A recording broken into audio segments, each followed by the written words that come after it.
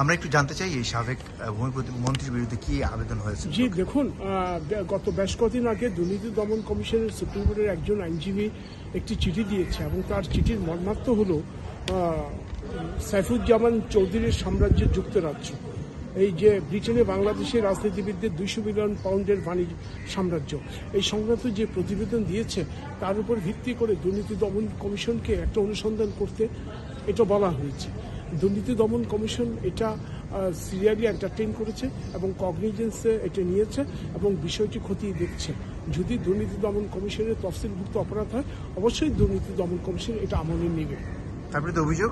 তার বিরুদ্ধে অভিযোগ হলো পত্রিকায় যে রিপোর্ট আসছে সাইফুজ্জামান চৌধুরীর সাম্রাজ্য যুক্তরাজ্য, আবার আরও একটা আসছে ব্রিটেনে বাংলাদেশের রাজনীতিবিদদের 200 মিলিয়ন পাউন্ডের সাম্রাজ্য।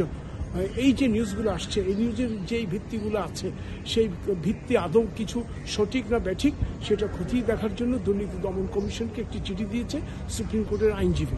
দুর্নীতি দমন কমিশন তার আইনি আওতায়, আইন ভিত্তির আওতায় থেকে বিষয়টি খতিয়ে দেখছে। অবশ্যই যদি তার ধর্তব্যের মধ্যে থাকবে সে নিশ্চয়ই অনুসন্ধান কার্য শুরু করবে।